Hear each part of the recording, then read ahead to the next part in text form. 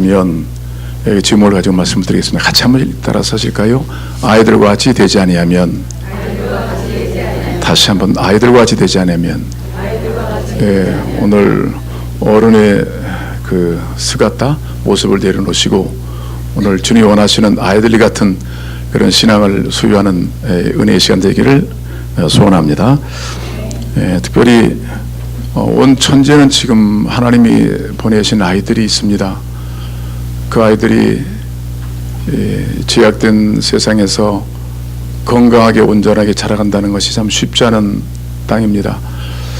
교회적 책임, 가정적 책임이 굉장히 중요한 때입니다.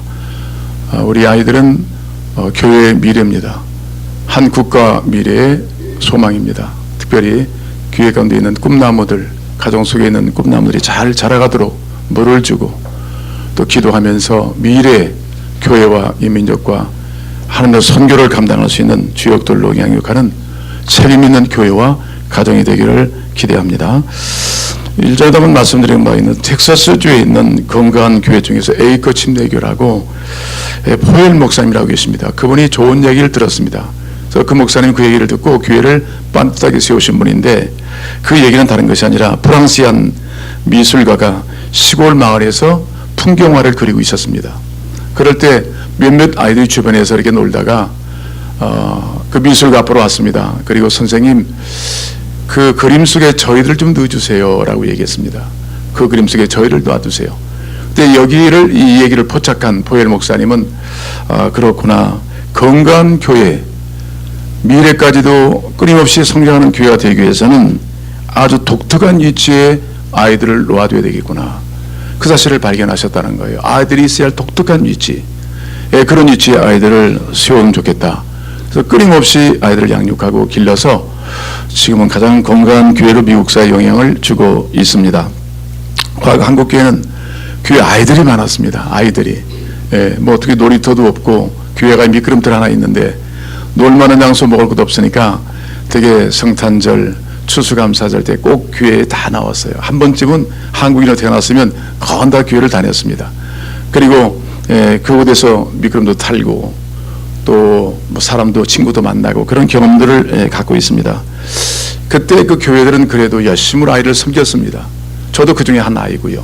잘 길러서 열심으로 키워서 결국 한국 교회 이처럼 세계 교회로서 가장 탁월하게 부흥을 이루었던 교회가 된 것은 어린아이들을 바로 양육한 것입니다.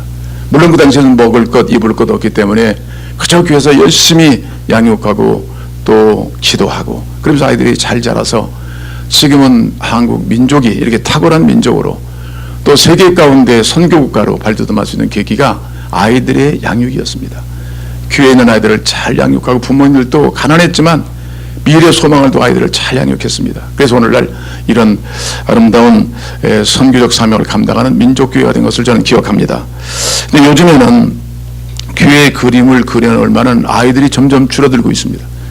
중요한 이치를 갖다 놓으려 하더라도 아이들이 없는 그런 교회들을 맞이하고 있습니다. 일본 교회 너무나 아이들 보기 어려워요. 한국 교회 이해가 아닙니다. 두드러기에 큰 교회만 보고 있는 것이죠. 지금 50% 이상의 주일학교가 없는 교회들이 있다는 것을 큰 경고로 받아들입니다. 예수님께서 어느 날 예루살렘의 십자가를 지시러 가시는 도중에 그때 가시면서도 전도를 하셨죠. 치유를 하셨어요. 그때 아마 부모들인 것 같아요. 아이를 데리고 와서 좀 예수님이 좀 머리에 좀 안수해 주셨으면, 좀 만져주셨으면, 그런 마음 가지고 일부러 아이를 데리고 왔더라고요. 근데 제자들이 화를 냈어요. 아이를 데리고 오지 마라. 그게 그 당시에 사였습니다. 그 아이들은 그 당시에 사람 대접 못 받아요. 여성들하고 오직 남자들만 인격적인 대우, 인간적 대우를 받았던 시대예요. 그러니까 물리쳤을 때 그때 예수님이 화를 벌컥 내셨어요. 아이들을 내게로 가까이 오면 금하지 말아라. 그리고 아이들을 축복해 주시고 아이들과 같지 않으면 천국에 들어갈 수 없다. 또 천국을 소유할 수 없다. 그런 말씀을 하셨어요. 아이들을 교훈으로 삼으셨어요. 요즘 아이들을 금하고 있는 이런 어떤 그 장벽들이 있어요. 부모님들도 교회에 나가는 것이 허비라고 생각할 때도 있습니다. 교회에 나가면 미래적인 아이의 어떤 진급에 영향을 준다고 생각할 때가 있어요. 이런 정말 영적이 아닌 부분에 대해서 많은 지금 그리스도인들이 방황하고 있어요. 그래서 아이들이 정상적인 교회 교육, 신앙적 교육을 받지 못하고 성장하지 못하는 것은 미래가 없다는 얘기예요. 한국의 미래가 없다는 얘기고 일본의 미래가 없다는 얘기고 교회 미래가 없다는 것이죠. 예수님은 금하지 말라고 그랬어요. 가까이 오도록 해라. 그걸 안수해 주시고 안고 축복해 주시고 돌려보냈습니다. 이런 예수님의 관점을 우리가 보면서 좀 더 우리 교회에 있는 한 아이 또 이 땅에 지금 길 가는 아이랄지라도 하나님의 눈으로 보고 그들을 축복하면서 하나님 안에서 잘 자라가는 그런 소망을 두고 기도하고 섬기는 우리 모두가 되기를 원합니다. 저는 그 성경에 보시면 오병이의 기적이 나옵니다. 물고기 2마리와 보리떡 5개로 몇 명 먹였어요? 몇 명? 그것도 어려운가요?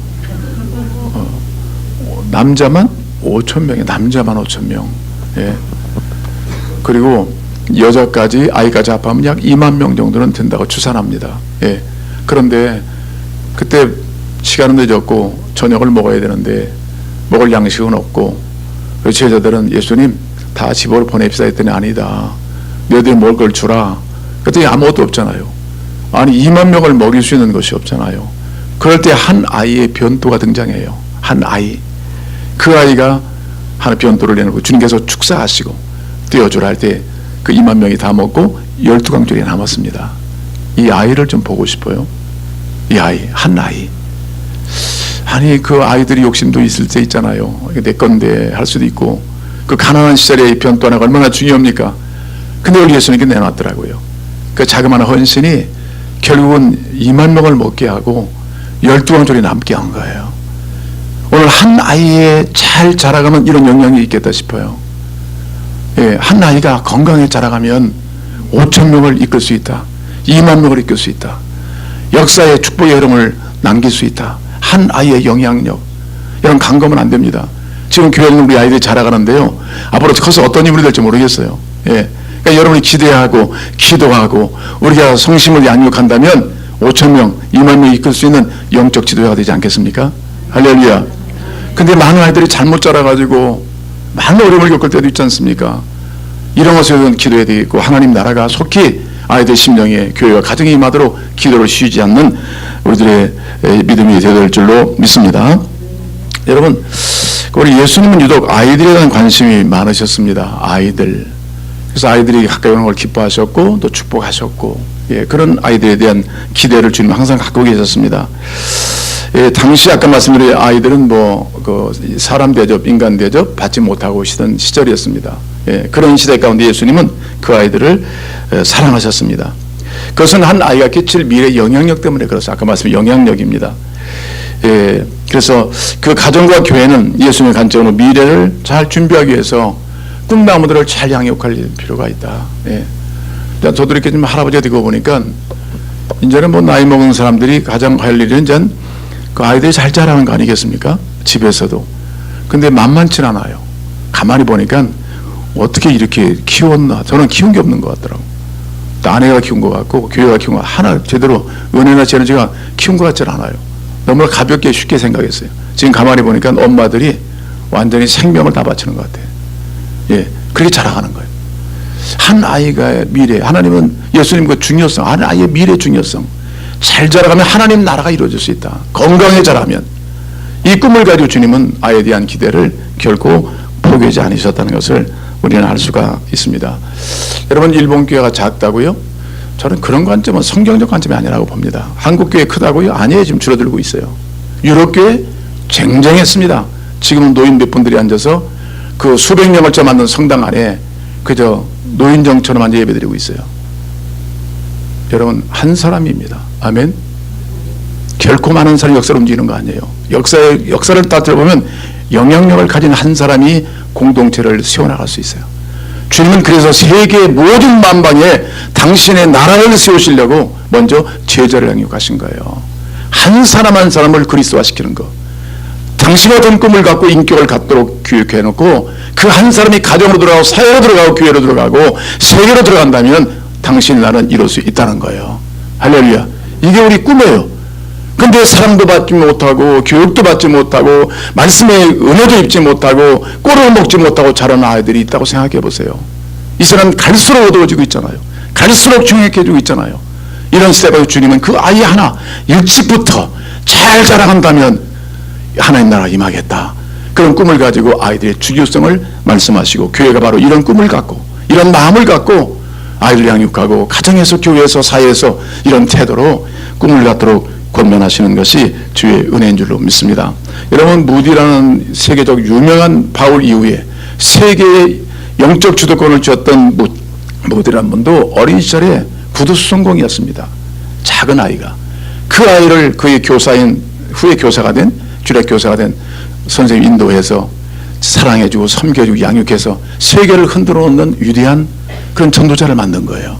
성경에는 그 수많은 예가 있습니다. 그래서 스펄전 목사님은 뭐라고 하냐면, 가장 어릴 때 그때 어른보다 한결 예수를 받을 수 있는 가능성이 너무나 많다. 그래서 아이들을 집중해서 전도하고 양육하는 것이 교회의 꿈이 되어야 된다. 희망이 되어야 된다. 그 말씀하셨어요. 그걸 기대하면서 우리 가운데 주신 어린아이들, 또 이 땅에 많은 아이들이 있습니다. 꿈을 가지고 믿음으로 씨를 뿌리고 섬기고 기도하는 교회가 되기를 바랍니다. 자, 오늘 본문에 보신다면 제자의 질문 속에 나타난 그들의 관심사가 무엇입니까? 네, 1절을 보시면, 자, 예수님을 3년 동안 따라다니는 제자들의 지금의 관심이 예수의 관심 같지는 않았어요. 1절 보십시다. 자, 그때 제자들이 예수께 나와 이르되 천국에서는 누가 큽니까? 라고 질문했어요. 천국에서 누가 큽니까? 네. 자, 이 말씀은 어디서 시작됐느냐면 아마 17장 22절 보시면요, 갈릴리에 모일 때 예수께서 제자들에게 이르시되 인자가 장차 사람들에게 손에 넘겨져 못하고요 죽임을 당하고 제3일에 살아나리라 하시니 제자들이 매우 근심하더라. 이 말은 뭐냐면, 결국 제자들이 꿈꿨던 것은 뭐냐면, 이 세상에 그런 하나님의 나라, 메시아가 오셔서 주도하시는 정치적인 나라, 그런 현실적인 하나님 나라에 대한 소망을 갖고 있었어요. 이 땅에서 우리가 잘 돼야 된다. 예. 그러니까 예수님이 죽으시고 부활하신다면 분명히 왕이 되실 텐데, 그럼 우리는 분명히 예수님 왕이 되시면 우리가 크게 출세하지 않겠느냐. 그러니까 아무리 봐도 베드로는 자기가 먼저 큰 사람이 될 것 같아요. 왜? 예수님이 수제했으니까. 가룟 유다는 평생 예수님이 재정을 맡았어요. 재무부장 정도로 얘기했겠죠. 나름대로 한 자리를 다 꿈꿨어요. 그러니까 이 땅의 현실만 본 거예요. 그 생각은 믿지 않는 육적 세계와 동일한 감각이에요. 누가 크냐, 이 생각을 가졌다는 거예요. 자, 예수님이 어떻게 오셨습니까? 이 땅에 어떤 지위나 명예를 가지려고 오셨나요? 아니죠. 이들의 관심이 뭐냐면 세상적 관심, 지위, 어떤 지위를 획득하느냐, 어떻게 높아지느냐, 권력욕, 야망, 욕망, 이런 것이 아직도 그들 가운데는 하나님 말씀으로 정화되지 못한 거예요. 과연 하나님 나라 이해를 못해요. 여러분, 궁극적으로 신자들은 하나님 나라 백성 아니에요? 그 나라 백성의 맛을 이 땅에서 누리고 천국에서 영원히 누리는 거 아니겠습니까? 아멘. 세상에 온갖 시련이 있더라도 하나님이 주도하시는 그 왕의 나라에서 우리가 통치를 받고 평안을 누리고 안정감을 찾고 주의 나라를 선포하고 어떤 상황에도 즐거워하고 어떤 핍박과 어려움이 오더라도 그의 나라 완성될 그 나라가 있기 때문에 참고 견디며 인내하며 하나님의 꿈을 가진 사람들이 그 자리 아니겠습니까? 근데 하나님 나라에 대한 정립이 안 된 거예요. 지금이요. 똑같이 이방 세계들이 추구하는 그 쥐, 어떻게 하면 크냐, 높으냐, 여기에 관심 갖고 있는 거예요. 예수님은 이 땅에 어떻게 오셨습니까? 인자가 온 것은 섬김을 받으려야만 아니라 도리어 섬기려 하고 자기 목숨을 많은 사람의 대속물로 주려 하심이라. 여러분, 그게 누굽니까? 교회입니다. 주님이 생명을 주셔서 그 섬김을 통해 우리가 구원을 받은 거예요. 예수님 어떤 주의가 있습니까? 하늘 높은 영광을 다 버리시고 이 땅엔 죄인의 오명을 쓰시고 그런 죽기까지 사시다가 우리를 섬기시다가 죽으신 분이에요. 근데 누가 높이셨어요? 하나님이 그를 높이시고 모든 만인의 무릎을 예수님에 꿇게 하시고 그 이름을 경외하고 예배하고 섬기도록 해주신 거예요. 이게 하나님의 원리예요. 할렐루야. 죄들은 지금 착각하고 있는 거예요. 누가 크냐? 내가 커야 됩니다. 이 얘기잖아요. 주의, 명예, 이것은 교회적 사역이 아니에요. 그래서 2절 보십시오. 예수께서 한 어린아이를 불러 그들 가운데 세우시고, 예수님의 모델은요 어린아이였어요. 애들 좀 봐라, 어린아이 좀 봐라, 그 뜻이에요. 지금 아이들 봐라. 여러분, 성경에서도 첫째가 되고자 하면 무사람의 끝이 되며 무사람을 섬기는 자가 되어야 하리라. 이 아이들 같은 겸손함이 결국은 섬기는 자가 될 수 있다는 것입니다. 그런 말씀을 주시는 거예요. 교회에서 영적 세계에서 큰 자들은 결국 섬김을 받는 자가 아니에요. 어떤 지위의 명예를 갖고 있는 자가 아니에요. 잘 섬기는 자, 하나님의 마음으로 예수님의 심정으로 한 사람 와서 섬기는 자가 하늘에서 가장 큰 자다. 아멘. 장로가 큰 자가 아니에요. 목사가 큰 자가 아니에요. 교회는 섬기는 자가 큰 거예요. 할렐루야. 예수님도 우리를 죽기까지 섬기셨는데 우리가 감히 섬김을 받아요? 그건 아니잖아요. 섬기러 오신 예수님을 본받아요. 여러분, 교회의 머리는 누구십니까? 예수 그리스도. 그렇죠? 우리는 그의 몸의 지체들입니다. 여러분, 몸을 생각해요. 예수의 몸인 교회를 생각해 보세요. 이 몸은 누구든지 대접받고자 하는 아무도 없어요. 교회의 머리가 누구냐? 그리스도세요. 그리스도조차도 우리를 위해 자기 목숨을 다 버리시고 우리를 섬겨주신 머리신 그리스도세요. 근데 우리는 그의 몸 안에 있어요. 몸 안에 있는 지체가 자기는 지위가 높아지거나 명예를 찾는 지체 하나도 없어요. 다들 섬기는 거예요. 손, 발 있는 목적은 아니면 다른 지체를 섬기기 위해서 이 지체들이 존재하는 거예요. 할렐루야. 다만 암세포 하나만 달라요. 암세포는 다른 세포를 죽여서 자기가 세포를 확장시키는 거예요. 그러나 모든 세포, 건강한 세포는 그렇지 않아요. 섬김 목적을 두는 거예요. 할렐루야. 여러분 보세요. 입이 지금 얼마나 바빠요. 먹느라고. 세 끼 먹죠. 네 끼 먹죠. 밤에 먹죠. 그러니까 나는 대접받을 만 하잖아요. 입이. 야, 너희들 나 좀 대우해달라. 그렇게 말하나요? 아니에요. 다들 섬기는 거예요. 그래서 이 몸이 온전해지면 세상 가운데 봐라. 여기는 특별한 하나님의 영이 임하고 하나님 일하시는 거룩한 그리스도의 몸이다 하는 사실을 보여주는 것이 바로 교회인 줄로 믿습니다.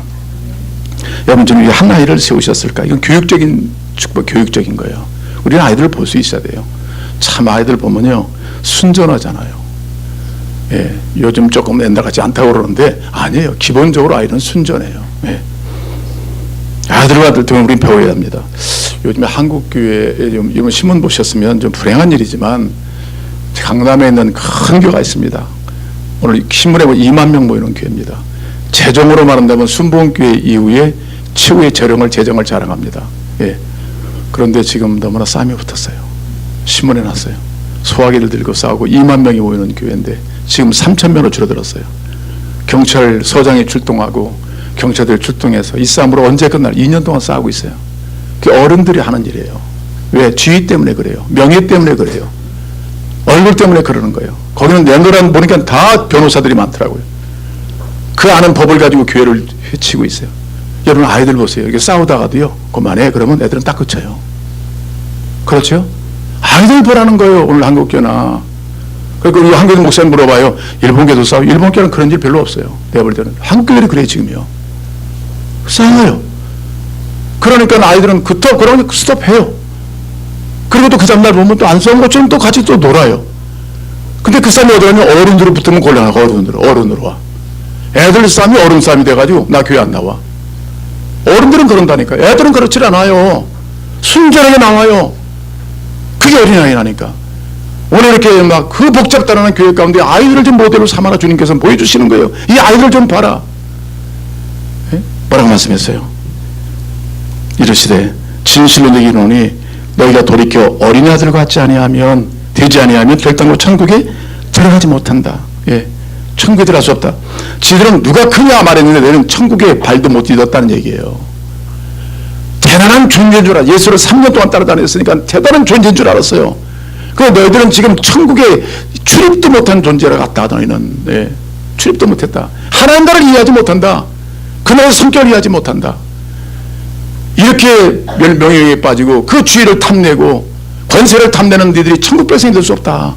그런 걸 다 내려놓고 어린아이처럼 순전하게 자유를 인정하고 죄가 있으면 고백하고 그래 받아들이는 거다. 아이들 보세요. 참 그 순전하잖아요. 죄를 인정해요. 네. 그런 모습들이 바로 천국에 들어가는 첩경이 된다. 아멘. 너무나 어른들은 화스러워요. 우리가 오랫동안 살면서 너무나 세상 속에서 잘못된 가치관을 통해서 어떤 권력이 우리의 신앙의 상징이 될 수 있어요. 없으면은 열등식에 빠지고 있으면 우월식에 빠져요. 대단한 존재인 것처럼 벌벌 뛰고 없으면 그냥 아무것도 잃어버린 것처럼 낙심해 있어요. 아니에요. 여러분, 하나님 나라가 임하면요, 우리 삶이 변화됩니다. 아멘. 변화돼요.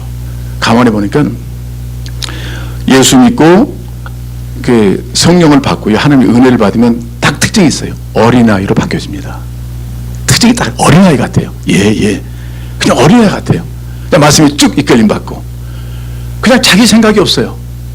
그저 어른의 손잡고 가는 아이처럼 따라가는 거예요. 여러분, 우리가 여러 손을 잡고 있다가 이렇게 복잡해진 거 아니에요? 우리의 주인 되신 예수의 손만 잡았더라면 우리 인생은 정말 빛나는 인생으로 자라갈 것입니다. 아멘.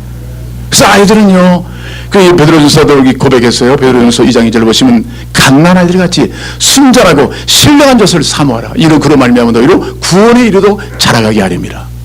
잘 자라가는 사람은 신령한 젖에 관심이 든 거예요. 좋은 말씀 먹고 자라가야 되겠다, 이 소원을 갖는 거예요. 그런 것처럼 저희들은 큰 자가 되기를 원했지만 예수님은 너희들은 먼저 천국 들어가는 것부터 걱정해라. 예, 아이들처럼 순전한 마음으로 나를 받아들이고 인정해야 된다. 여러분, 그렇습니다. 오늘 본문에 보시면 또 4절 보시면 여기 3절에 돌이켜라는 뜻이에요. 돌이켜. 참 중요한 단어예요. 오늘 보니까 마음의 태도를 바꾸라는 뜻이에요. 그것을 가지고 너희는 온전히 자라지 못한다. 천국 시민의 역할을 하지 못한다. 천국을 소유할 수 없다. 저희들의 잘못된 관심, 세속적인 관심, 이런 걸 가지고는 천국을 경험할 수 없다. 돌이켜 마음의 태도를 바꿔라. 그리고 아이들처럼 순전하게. 우리 일생 동안 나를 구원할 수 없는 죄인이었습니다. 어떤 노력을 경주하도 나는 변화될 수 없었습니다. 그러나 나를 변화시킨 분은 예수님, 창조주 하나님밖에 없어요. 그분을 받아들여서 우리는 이런 변화를 맛보고 천국 시민으로서 살고 있는 줄로 믿습니다. 그래서 그 아이들에 대해서 4절, 그러므로 누구든지 어린아이와 같지 아니하며 같이 자기를 낮추는 사람이 천국에서 큰 자다. 그 어린아이는 사실은 자기 자랑도 없고요, 자기 주장이 없어요. 예, 그렇게 순전한 것이 어린아이들의 모델이었습니다. 자, 야망이 없어요. 남에게 그냥 어떤 칭찬을 그렇게 추구하지도 않아요. 그냥 있는 모습대로 자유하고 자기 만족해요. 엄마가 있으면 다 되는 줄 알고 아빠 있으면 다 되는 줄 알아요. 그런 단순한 모형을 본받으라는 거예요. 지금요, 하나님 계시지 않느냐. 하나님 없는 것처럼 이것저것 다 잡고 살면서 이명의 전명회를 다 잡고 언제 하나님의 백성으로 살겠느냐. 이런 뭐 개인적으로 저도 말씀을 드렸지만, 제가 어렸을 때 아버님은 사업을 하셨어요. 사업을. 집에 별로 안 계시더라고. 막 어디 서울도 왔다 갔다 하시고. 그럼 난 돈이 좀 벌고 오시는데 돈도 못 버는 건데, 못 버신데 바쁘게만 하시더라고. 그 어머님을 제가 믿고 이제 같이 식구들이 이렇게 어머님 모시고 살고 있었는데, 오늘은 이제 소풍날이잖아요. 어린이날 때는 제일 그 큰 대망이 소풍날이야. 근데 아무것도 어머니가 준비를 안 하더라고. 옆집에 친구는 지금 거리를 키웠거든요. 거리알 큰 것이 왔다 갔다 하는데, 단전 어머님은 아무런 준비도 안 하셔. 그래서 나중에는 어머니 이거 어떻게 된 거예요? 막 그러고 있는데 이제 어머니가 아무것도 없는 거야, 집에 보니까. 지금 생각해 보니까. 그래서 내가 울면서 어머니 무릎에 막 울고 있었어요. 그랬더니 그 머리를 쓰다듬고만 계시는 거예요. 그 당시는 원망스러웠죠. 내가 믿고 있는 아버지 엄마는 이거 뭐 소풍 하나 가는데 이거 뭐 하나도 못 사주나. 그것이 원망이 되더라고. 근데 지금에서 보니까 아무것도 없이 그래서 머리를 쓰다듬고 울고 있었던 어머님이 생각이 나요. 아무것도 없어서 울고만 있었던 어머니. 나는 그 어머님의 눈물을 집에서는 잘 못 봤어요. 워낙 강하시니까. 근데 교회에서는 많은 눈물을 흘리고 계시더라고요. 그런 거 봤어요. 근데 제가 이제 좀 커서 뭐 사업한다 뭐한다 하다가 다 어려움을 겪었을 때 부모님을 찾아가 뵀거든요. 그랬더니 보니까 저는 여전히 부모님 뭔가 좀 있는 줄 알았어요. 그러니까 아무것도 없더라고. 그리고 하신 말씀이 뭐냐면, 너는 내 아들이기 전에 하나님 아들이니까 네 아버지 찾아가라 하더래. 아버지 찾아가래. 근데 굉장히 보통 섭섭한 게 아니에요. 그런데 그때 그래도 어머님의 기도가 있고 제가 교회에서 들은 말씀이 있으니까 정신이 뻗뜩 나더라고. 그렇지. 그때 주신 말씀이 뭐냐면 마태복음 7장 7절로부터 구하라면 주실 것이요 찾으라면 찾을 것이요 문을 두드리라면 열릴 것이니 자식이 아버지에게 떡을 달라면 돌을 줄 어디 있으며 생선을 달라면 무엇을 정갈을 줄 어디겠느냐. 너희 이렇게 악하고 악한 자일지라도 하물며 나는 너희를 얼마나 더 사랑하겠느냐 말씀이잖아요. 악한 너희지만 이게 좋은 걸 줄 줄 아는데 하물며 나일까 보냐. 하물며라는 생각이 들더라고. 하물며. 그래서 제가 그래도 어머니께 배운 게 있다고요. 갈 곳은 딱 하나밖에 없더라고. 오산리 금식기도 갔어요. 거기서 가서 주님 찾고 있는데, 여러분 세상에는요 어떤 돈을 가지고도 해결 안 되는 문제가 많습니다. 사람 문제 해결 안 됩니다. 근데 주님 만나고 나니까요 다 해결되는 것 같아요. 찾아오는 고요함, 평안 말할 수 없어요. 여호와께 피함이 사람을 신뢰보다 나오며 여호와께 피함이 방백들을 신뢰보다 낫다. 그 기도 안에서 다 잃어버린 가운데 비춰오는 말씀 붙잡고 그 말씀이 살아서 제 영혼을 익혀주신 거예요. 근데 이상해 보세요. 은혜를 받고 다시 한번 주님께 대해서 순전한 마음으로 주님을 다시 한번 찾으니까 그때부터는 아이가 되더라고요. 그 전까지는 자기 고집이 얼마나 큰지 아버지가 뭐라 그러면 나는 어머니 뭐라 하면 난 장로됩니다. 너랑 10이에요. 내 생각대로는 사업이 다 될 것 같아. 다 될 것 같아. 되는 게 하나도 없었어요. 근데 예수 만나고 나니까 다음부터는요 아이가 되는 거예요.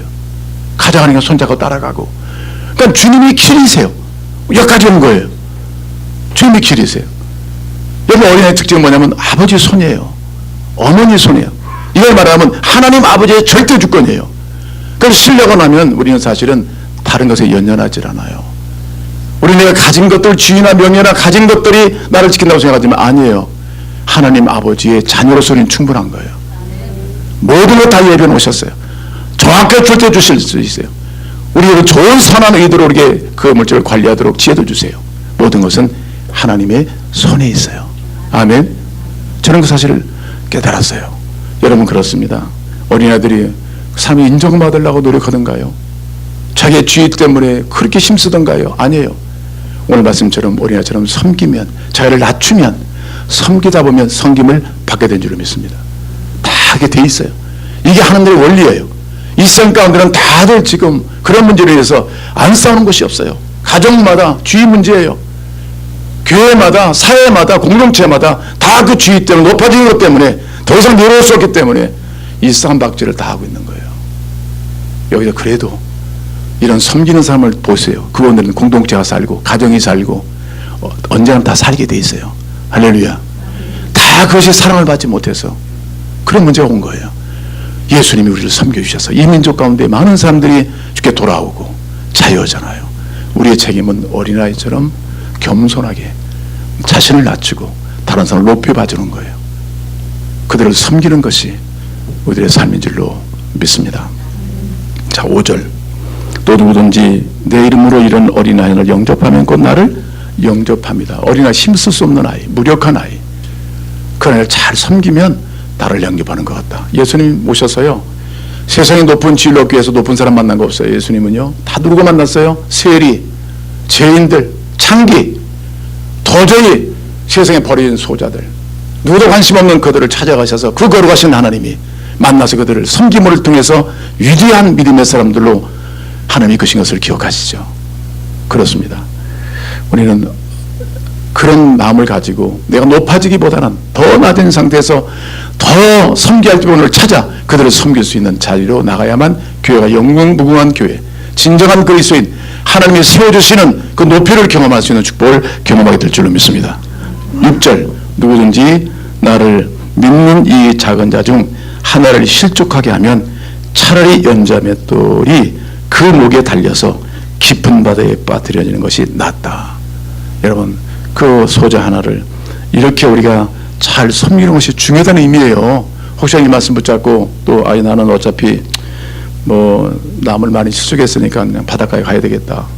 또 왔다 갔다 하지 마시고요. 예, 그 말씀 의도가 아니라 잘 섬기는 자가 되라. 그런 말씀인 거예요. 여기서 실족하게 하면이라는 이야기는 여러 의미가 있어요. 감정을 상하게 하면, 원어상에 보니까 또 그 사람을 넘어뜨리게 하면 그 사람은 화가 있다 그랬어요.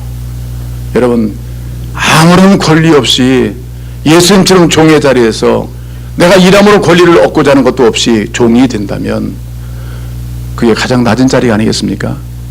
그런 자리를 통해서 하나님 백성들과 교회와 이 땅이 하나님을 경배하지 않겠습니까? 여러분 어떤 주의가 필요합니까? 어떤 명예가 필요합니까? 어떤 권세가 필요합니까?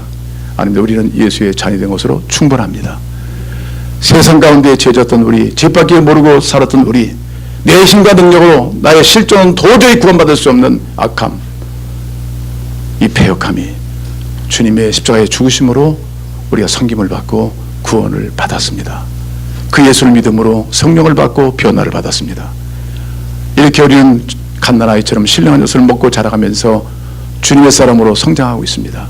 여러분 영원한 하나님의 교회, 하나님 백성들은 천국인의 삶을 살아야 합니다. 세상의 관점을 포기하고 하나님 나라의 관점으로 우리 태도를 바꿔야 합니다. 돌이켜라는 얘기는 심령의 태도를 바꿔라. 너희들 바꿔자면 그대로다. 그 말씀에 바꾸면 주의 나라가 임하시면 우리는 섬기는 자로 끝까지 다른 사람을 돌아보고 그들을 하나님 백성으로 세우는 이런 사명을 감당해야 될 줄 믿습니다. 이런 은혜가 여러분 있기를 바랍니다. 하나님이 다 세워주셔서 그 영예를 차지하고 직분도 차지하고 그러나 모든 것이 섬기는 자로 우리가 살아갈 수 있다면 하나님 나라가 아니겠습니까? 대통령 되지 말라는 얘기 아닙니다.